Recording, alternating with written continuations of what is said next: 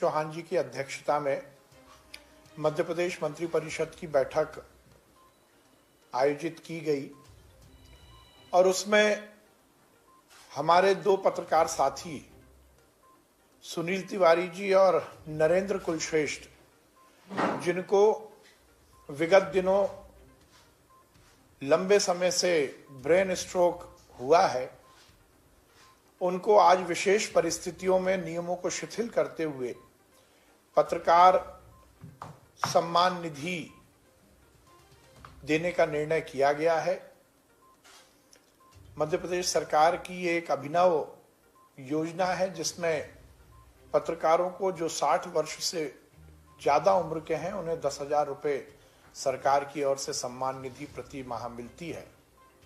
पर क्योंकि ये दोनों पत्रकारों की उम्र भाई सुनील तिवारी जी और नरेंद्र कुलश्रेष्ठ जी की 60 वर्ष से कम है और उनकी शारीरिक स्थिति को देखते हुए माननीय मुख्यमंत्री जी ने ये निर्णय लिया है, जिसका अनुमोदन आज कैबिनेट में हुआ कि इन दोनों पत्रकार बंधुओं को नियम में शिथिलता लाते हुए ये सम्मान निधि दी जाएगी।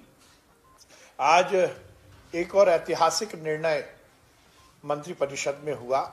अवैध कॉलोनियों को वैध करने की घोषणा माननीय मुख्यमंत्री जी की पूर्ववत है और माननीय मुख्यमंत्री जी ने पहले भी ये कहा था कि अवैध कॉलोनी काटने की जो गलती है वो कॉलोनाइजर करता है और उसकी दिक्कतों का सामना वहां रहने वाले रहवासी करते हैं और उसके कारण लंबे समय से ऐसी अवैध कॉलोनी में जहां एक और विकास के कार्य अवरुद्ध थे, तो उसके साथ साथ ऐसे कॉलोनाइजर पर कहीं भी प्रतिबंध जैसी स्थिति नहीं रहती थी।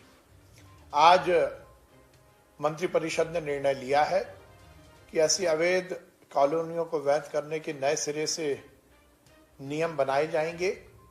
आज निर्णय लिया गया है कि ऐसी अवैध कॉलोनियों को वैध किया जाएगा और उसमें जो सबसे महत्वपूर्ण निर्णय है, पहले यदि अवैध कॉलोनी को लेकर किसी भी तरह की कार्रवाई की जाती थी तो उसमें क्रिमिनल ऑफेंस में रहवासियों को भी जोड़ा जाता था।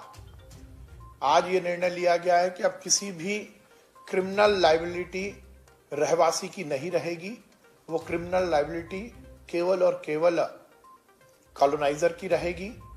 कॉलोनाइजर जो इस तरह की अवैध कॉलोनी काटते हैं उन्हें 3 से लेकर 7 साल की सजा का प्रावधान रहेगा और 10 लाख रुपए जुर्माना उनसे वसूला जाएगा। जो परमिशन लेकर कॉलोनाइजर काटते हैं परंतु उसमें सही और पूरा विकास नहीं करते, उन पर भी कार्रवाई की जाएगी और ऐसी परमिशन वाली कॉलोनी का विकास जो कॉलोनाइजर की बैंक गारंटी है उससे वसूला जाएगा और यदि वो बैंक गारंटी खत्म हो जाती है तो यदि उसी कॉलोनी में कोई प्लॉट है तो उसको रात-सात कर, उसकी बोली लगाकर, उसकी कुर्की कर कर और यदि उसके बाद भी पैसा पूरा नहीं होता तो कॉलोनाइजर की संपत्ति को कुर्क कर ये विकास कार्य किया जाएगा। जो कॉलोनी पूर्ण रूप से बिना परमिशन की है उसमें खाली प्लॉट की कुर्की के बाद, रहवासियों के सहयोग और कॉलोनाइजर की संपत्ति के बाद की कुर्की के बाद उसमें विकास के कार्य किए जाएंगे। पूरी विकास की प्रक्रिया को सरलीकृत किया गया है जिससे उस कॉलोनी में रहने वाले सभी रहवासियों को विकास की पूरी सुविधाएं उपलब्ध हो सकें। एक महत्वपूर्ण निर्णय आज मंत्रिपरिषद में और लिया गया है। ऐसी कॉलोनी जो कि अवैध की श्रेणी में आती हैं, इलीगल की श्रेणी में आती हैं, उनकी बिल्डिंग परमिशन को भी सरलीकृत किया गया है।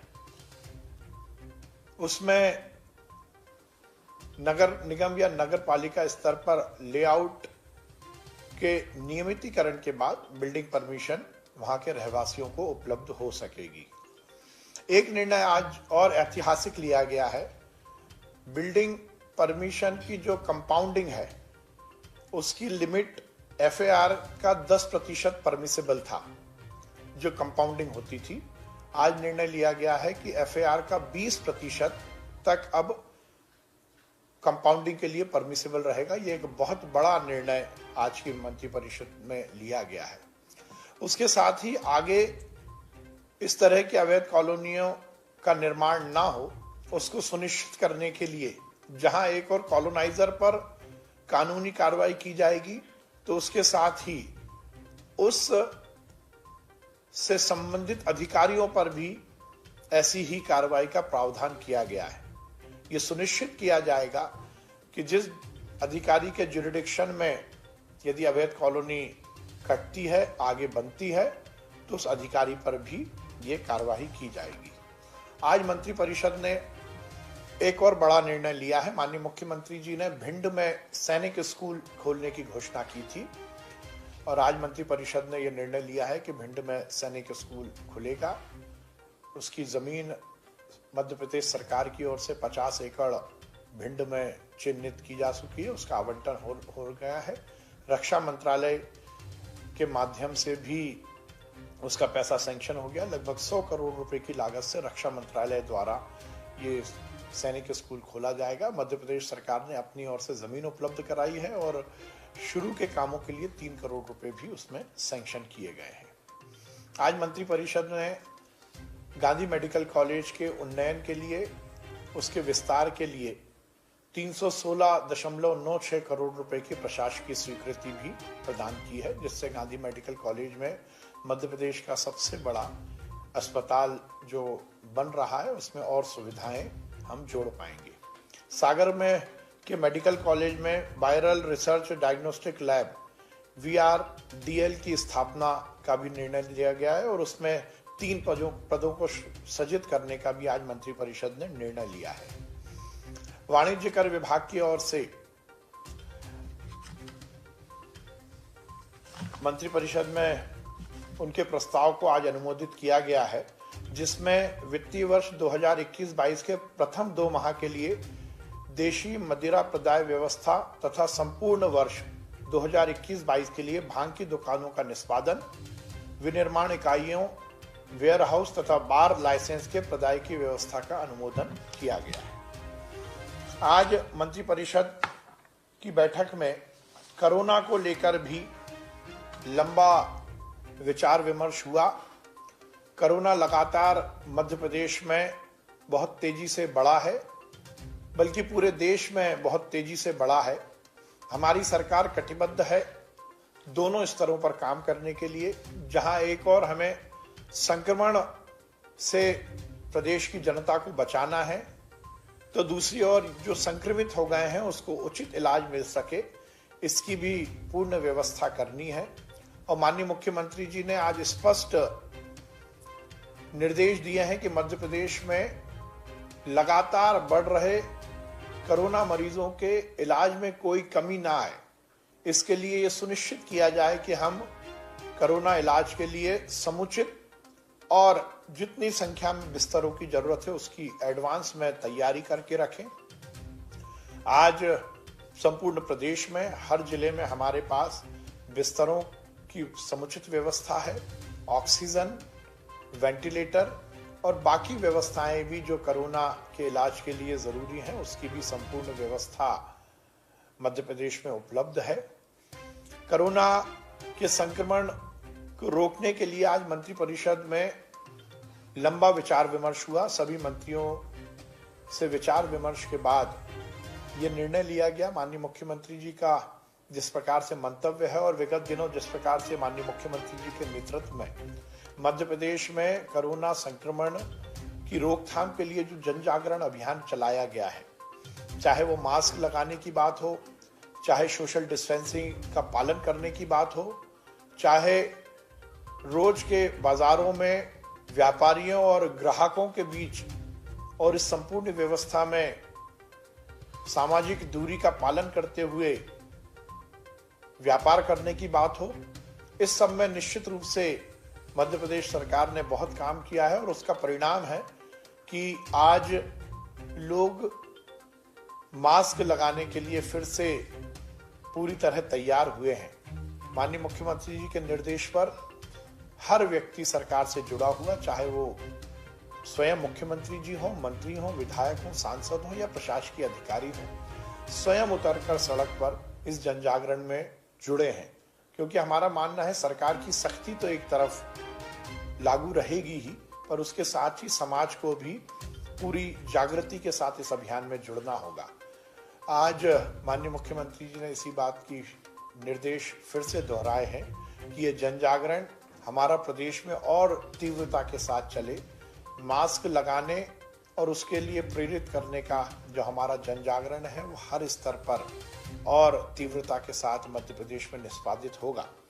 उसके साथ ही ये निर्णय लिया गया है क्योंकि आगे दिनों में होली, शबे बारात, बिहू, ईस्टर एवं ईद उल फितर त्योहार आने वाले हैं। तो उसमें यह निर्णय लिया गया है कि इन सभी त्योहारों में किसी भी तरह की सार्वजनिक गैदरिंग पर प्रतिबंध रहेगा। किसी भी धर्म के त्योहार में बड़ी संख्या में लोग इकट्ठे होकर यह त्योहार मनाएं, इसको प्रतिबंधित किया गया है। और यह भी यहां से निर्देशित किया गया है कि इन त्योहारों के पहले हर जिले में क्राइसिस मैनेजमेंट की मीटिंग हो, जिसमें इस बात को वहां के जिले के सभी क्राइसिस मैनेजमेंट ग्रुप के सदस्य, सभी जनप्रतिनिधि, वहां के सभी धर्म से जुड़े हुए धर्मगुरु, सामाजिक और प्रतिष्ठित व्यक्ति इस बात को लेकर अपील करें कि हमें इस कोरोना के संकट में यदि अपने को और अपने परिवार को बचाना है तो हमें निश्चित रूप से त्योहारों में बड़ी संख्या की जो गैदरिंग है उसको हमें अवॉइड करना पड़ेगा, उसे अपने आप को दूर रखना पड़ेगा। एक नारा दिया है, मेरी होली मेरे घर, मेरी होली मेरे परिवार के साथ। होली का त्योहार हम सब मनाएं, पर अपने अपने घरों में मनाएं। होली के किसी भी जुलूस, गैर या होली मिलन समारोह को रोकने का निर्णय लिया गया है। इसी तरह शबे बारात और ईस्टर या और भी जो भी त्योहार हैं उसमें भी किसी भी तरह की सार्वजनिक रूप से गैदरिंग को प्रतिबंधित किया गया है। शबे बारात की भी जो गैदरिंग है उसको भी प्रतिबंधित करने का निर्णय आज हुआ है। उसके साथ ही 19 मार्च 2021 की जो गाइडलाइन निकली थी उसमें भोपाल, इंदौर और जबलपुर में रविवार को लॉकडाउन का निर्णय लिया गया था। आज यह निर्णय लिया गया है कि इसके साथ ही बैतूल, छिंदवाड़ा, खरगोन और रतलाम में भी अब रविवार का लॉकडाउन होगा। भोपाल, इंदौर, जबलपुर, बैतूल, छिंदवाड़ा, खरगोन एवं रतलाम, इन शहरों में रविवार का लॉकडाउन होगा और इन 7 शहरों में शनिवार रात 10 बजे से सोमवार सुबह 6 बजे तक पूरी तरह से लॉकडाउन प्रभावशील रहेगा। लॉकडाउन की अवधि में वस्तुओं, औद्योगिक इकाइयों, श्रमिकों, कर्मियों, औद्योगिक कच्चे माल तथा उत्पाद, बीमार व्यक्तियों के परिवहन एवं एयरपोर्ट, रेलवे स्टेशन आने जाने तथा परीक्षा प्रतिभागी परीक्षाओं में शामिल होने की छूट रहेगी। इसी तरह 28 तारीख को कोषालय और रजिस्ट्री के कार्यालय खुले रहेंगे। वहां पर रजिस्ट्री हो सकती है और कोषालय में भी उसका जो कार्य है वो निष्पादित रहेगा। ये जो 7 शहर हैं, भोपाल, इंदौर, जबलपुर, बैतूल, छिंदवाड़ा, खरगोन एवं रतलाम, इनमें 31 मार्च 2021 तक समस्त स्कूल एवं कॉलेज और शिक्षण संस्थान बंद रहेंगे। समस्त प्रकार की परीक्षाएं जिनमें प्रतियोगी परीक्षा में सम्मिलित हैं पूर्व के निर्धारित कार्यक्रम के अनुसार ही होंगी। इसके साथ ही ये भी निर्णय लिया गया है कि ऐसे शहर जहां रोज प्रतिदिन औसत 20 से ज्यादा कोरोना पॉजिटिव केस आ रहे हैं, उन शहरों में शादी समारोह में अधिकतम 50 व्यक्ति ही उपस्थित रहेंगे, शव यात्रा में 20 व्यक्ति उपस्थित रहेंगे, क्लब, स्विमिंग पूल, जिम, सिनेमाघर इन शहरों में बंद करने का निर्णय लिया गया है। उसके साथ ही उठावने में 50 व्यक्ति की परमिशन दी गई है और उसके साथ ही मृत्यु भोज में भी 50 व्यक्ति ही उपस्थित रहेंगे। यह भी निर्णय लिया गया है कि रेस्टोरेंट में बैठकर जो खाने की व्यवस्था है उसको अभी रोका जाएगा। टेक अवे और होम डिलीवरी रेस्टोरेंट में चालू रहेगी। रेस्टोरेंट चालू रहेंगी परंतु वहां बैठकर खाने की जो व्यवस्था है उसको रोकने का निर्णय लिया गया है। टेक अवे और होम डिलीवरी ये रेस्टोरेंट से चालू रहेगी।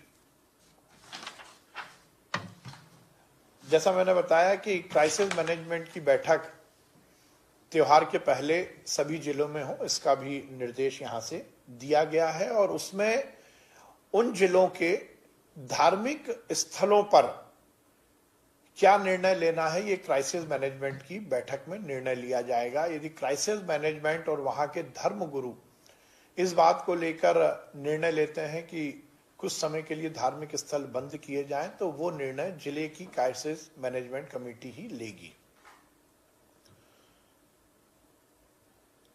रात 10 बजे से सुबह 6 बजे तक लॉकडाउन की अवधि में के स्थान पर 8 बजे से और 6 बजे तक लॉकडाउन प्रभावी हो, इसका निर्णय भी क्राइसिस मैनेजमेंट की कमेटी ही लेगी। जिन शहरों में प्रतिदिन 20 से कम केसेस हैं वहां पर जो गाइडलाइन 22 मार्च 2021 को लागू की गई थी वही लागू रहेगी। धन्यवाद।